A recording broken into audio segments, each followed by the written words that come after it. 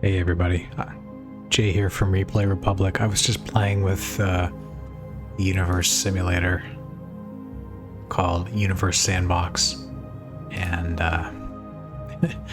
I accidentally set up, well, I was trying to simulate a collision between Earth and Theia.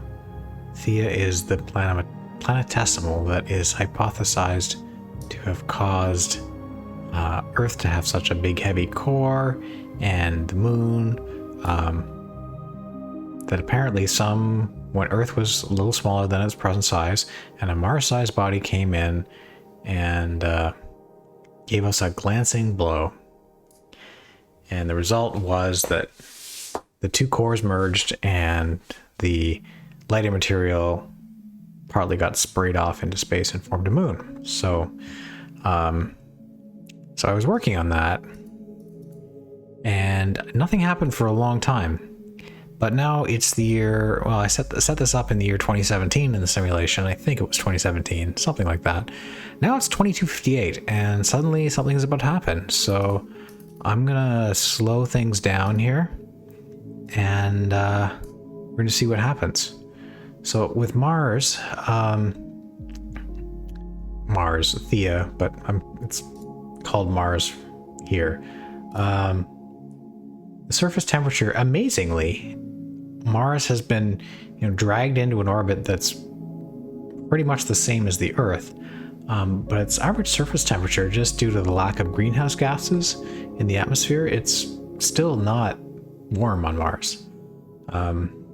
It's gotten a lot warmer in terms of the coldest temperature on Mars, but the warmest temperature really hasn't improved all that much. But I have a feeling that for both Earth and Mars, temperatures are about to change significantly. And I almost feel badly doing this. There's so much detail in this simulation. But here it is. It looks like we've got a glancing orbit, but it may be a little bit more direct than I had intended. I think we expect to see some tidal effects pretty soon as Mars gets close to the Earth.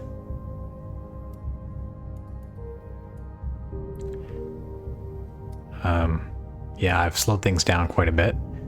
This is about 10 times actual speed. 7, 6, 3, 2 times actual speed. 1 times actual speed.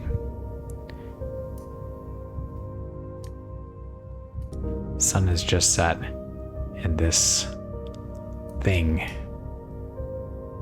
is looming overhead.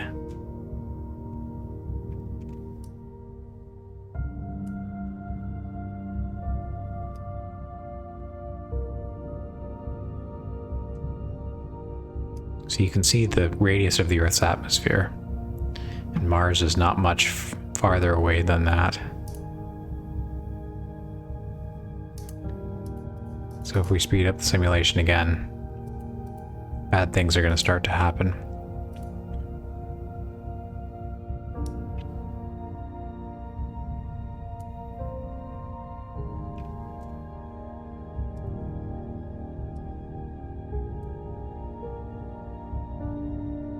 Okay, this is roughly real time now.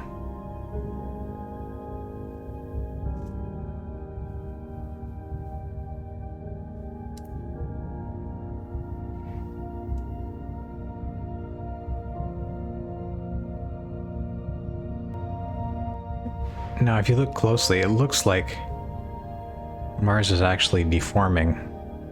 I'm not sure if that's correct or if that's just the part that's within the atmosphere. Oh, we have contact. So I don't know if these two things are gonna roll along like billiard balls or what's gonna happen. I think this is going to destroy both bodies for the most part. My question is whether there's going to be fragmentation.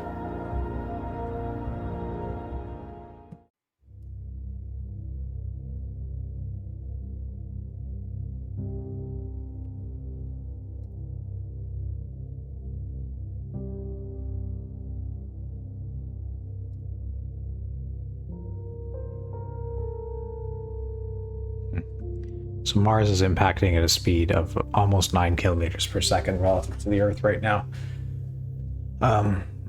According to the simulation, its distance from Earth is actually increasing right now. I don't know what that means.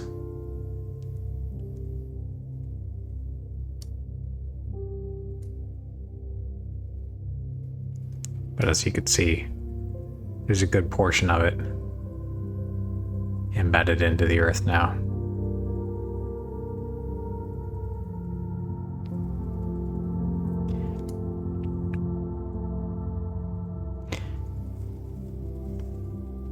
Just to be clear, if you are anywhere on Earth right now, there are going to be shock waves that you can feel. I don't know if they will have arrived yet. Depends on the speed of sound in rock, but I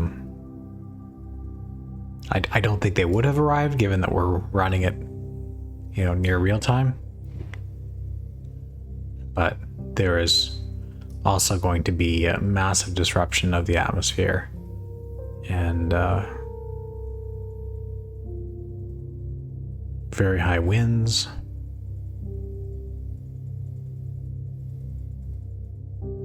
Really just a bad day. That is 2258, December 6th. My birthday. Happy birthday to me.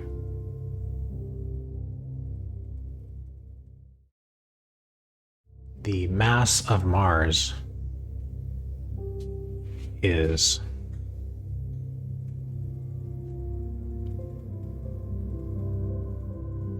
decreasing. Well, actually, it appears that Earth is vaporizing as well.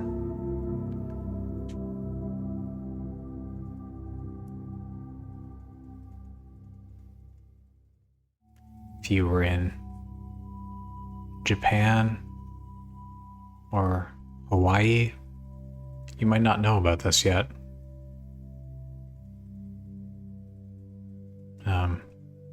If you were in Australia, you are well aware. Looks as though there's a giant wave of water that's been displaced, according to this.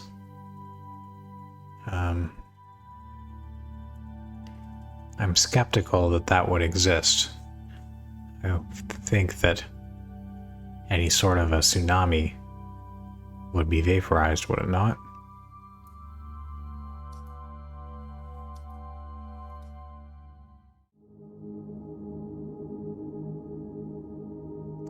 The average surface temperature of planet Earth now is 1,140 degrees Celsius. However, temperature over most of the planet right now remains approximately what it was before. There is just this area of incredible temperature.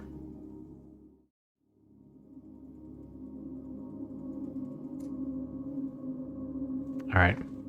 Since it's become clear what's going to happen to Mars, I think it's time to speed up the simulation slightly. Yeah, to be clear, this wasn't my goal, right? I wanted to bounce the core of Mars off the surface of the planet such that Earth gets to keep the core, then the rest of Mars is thrown out into orbit around the Earth as a ring, which subsequently coalesces into a moon. But that didn't work.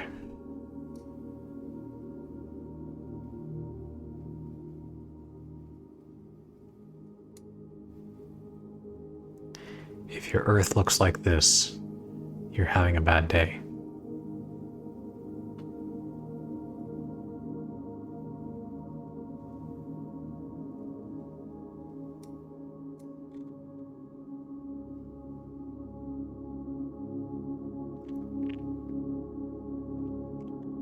It appears that we have vaporized the Earth.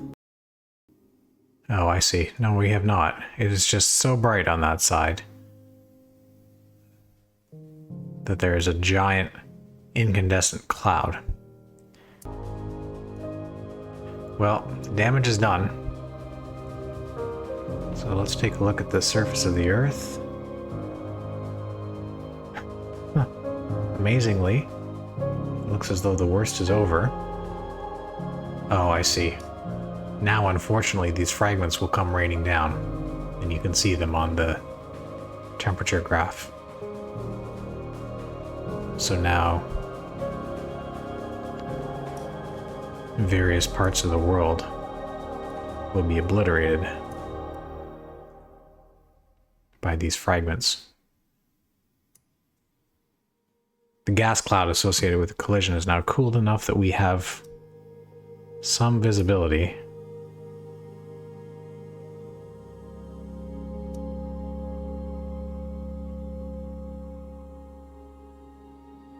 It's been about an hour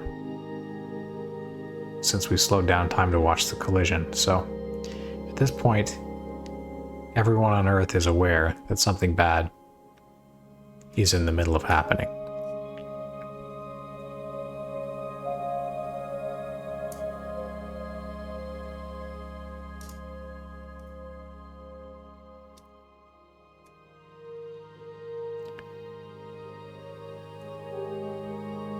If we choose a realistic view, I'm not sure how realistic it can be, but you can see that impactors have now hit Earth pretty much over half of its entire surface at this point.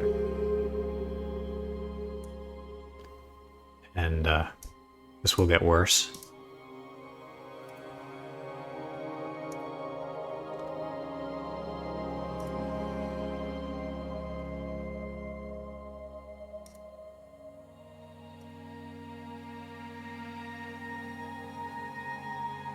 Don't have a clear idea what the trajectory of the fragments will be.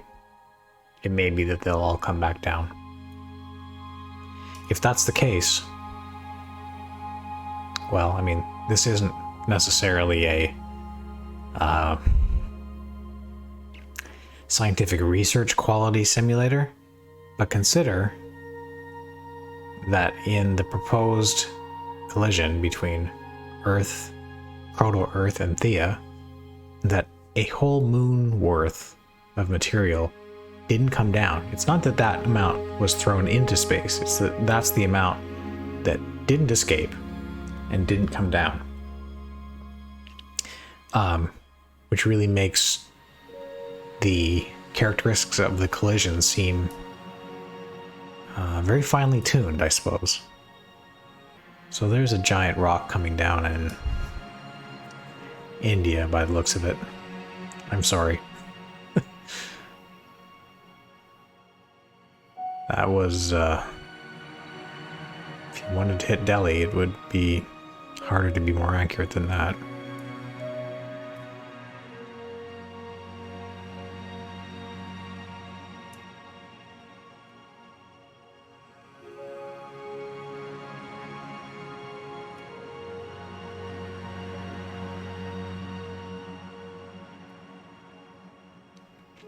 So at this point, the sun is about to come up in Europe, and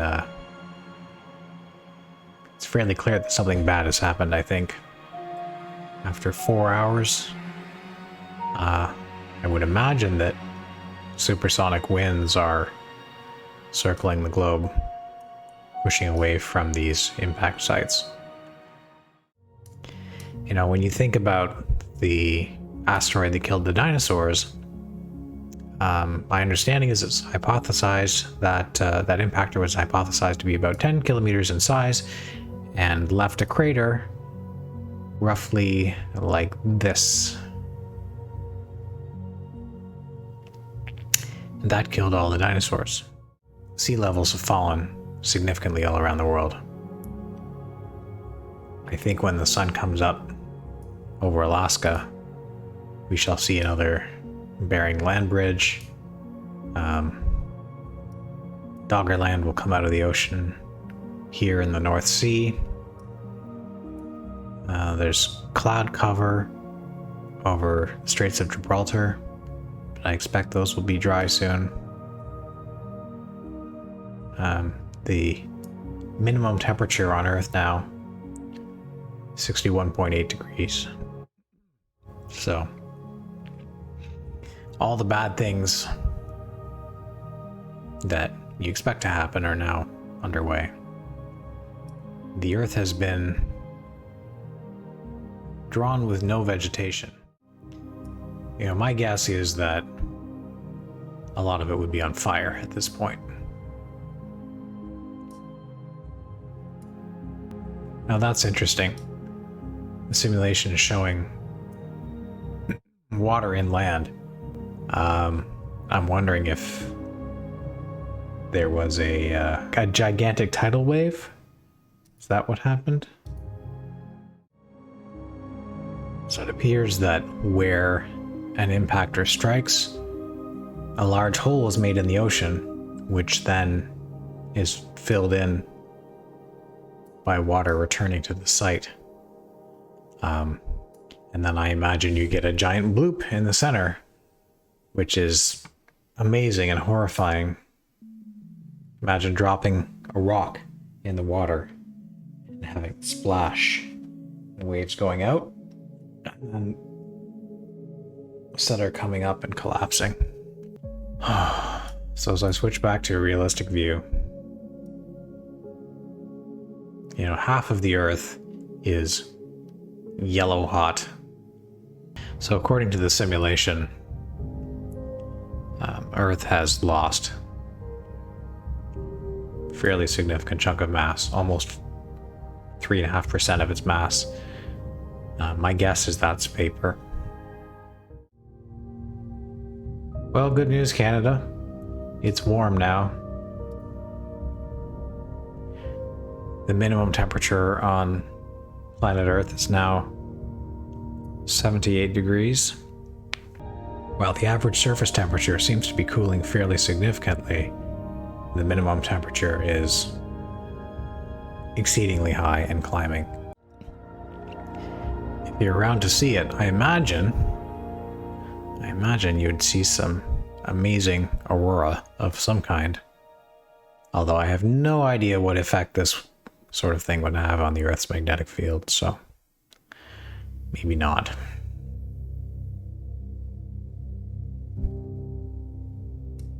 Almost seems obscene to imagine playing tourist and gawking at the wonders of the sky in the middle of an event that is certainly killing everything on the planet.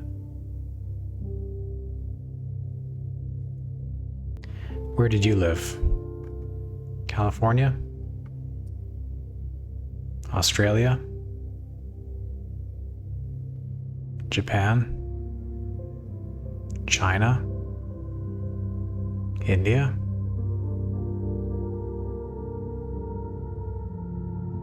Pakistan? Afghanistan? Siberia? Madagascar? Togo?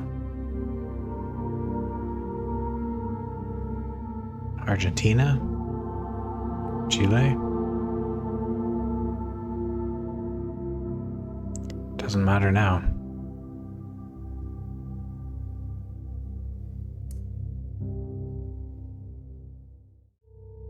The minimum temperature of the planet has now exceeded the boiling point of water, since the heat is embedded in the rock for the most part, boiling the oceans and creating a thick water vapor atmosphere is probably going to exacerbate the issue. We'll see. Because the impactor that hit Earth, namely Mars, was iron poor relative to Earth, and because we did not eject a good portion of the crust or mantle, most of it has fallen back down now. the proportions of Earth have changed. The fraction of Earth that is iron is lower than it was. However, I think if you dropped Mars into Earth, more significant than the fraction of the core that is iron would be the fact that you've dropped a core onto another core. And as these hot bodies work their way into each other, there would be massive disruption of the interior of the Earth. To say that you could drop a Mars into Earth and only vaporize half the surface here seems extremely optimistic.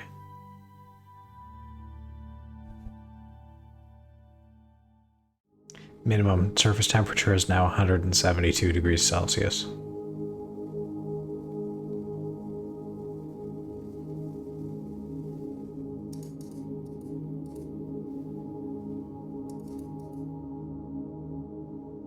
Pacific Ocean no longer exists.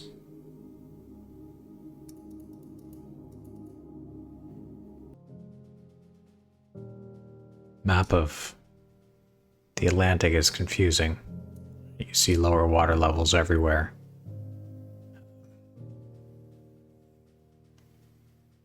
Whereas the Pacific, it still looks as though a tsunami overtopped all of the coast ranges, which is horrifying. In fact, I'm not sure if that's water, but that looks like it made it all the way into the interior, which used to be an ocean. This whole section of North America was an inland seaway, and there are many marine fossils to be found there from the age of dinosaurs, but we'd prefer that the water not be pushed there. The average surface temperature is falling significantly. It's been 10 days since the initial impact. The minimum temperature of the planet is 200 degrees Celsius.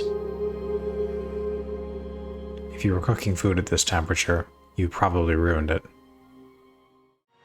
For those of you who prefer Fahrenheit, the minimum temperature is 488 degrees Fahrenheit.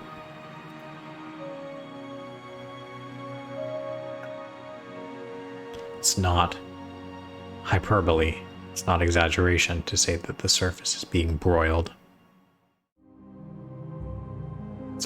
Let's allow the planet to cool a little bit more.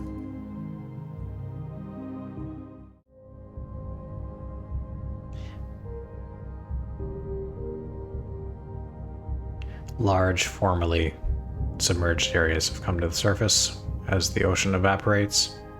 See the Grand Banks, much of the Gulf of Mexico.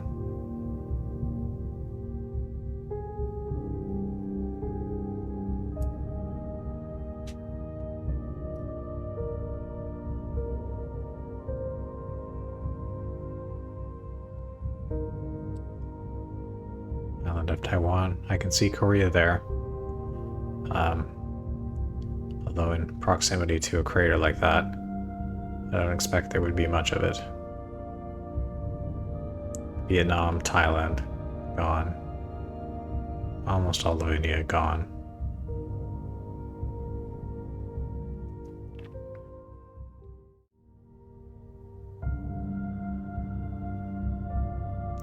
One interesting thing that resulted from this collision is that Earth's obliquity has been decreased substantially from 23.5 degrees initially down to 8.1 degrees.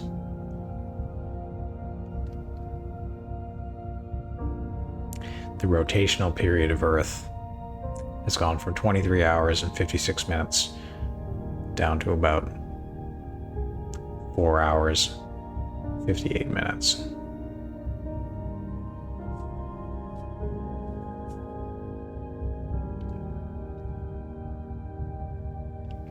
These may be bad days for everybody, but at least they're short. The orbital period of Earth is now 11.6 months.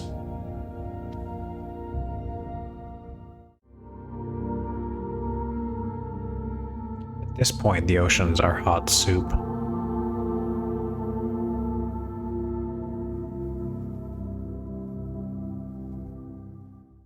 At least 38.5% of Earth's liquid water is gone. I've added the moon.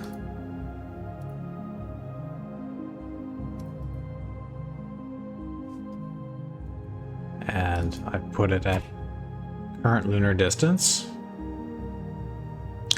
And rather than matching its orbit to the Earth's equator, I have matched it to the plane of Earth's orbit, roughly. And I'll see if this affects the Earth's rotational obliquity at all. But I suspect that it won't. Over time, the speed of Earth's rotation has been reduced by the friction of Earth's oceans on its surface. And I believe the moon has factored into that.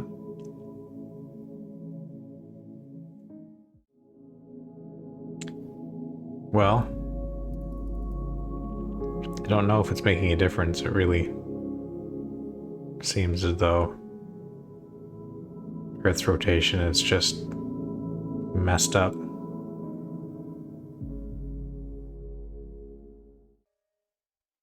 Well, in this, the most optimistic of all possible worlds, the Earth is green again. The night side of Earth shows city lights. And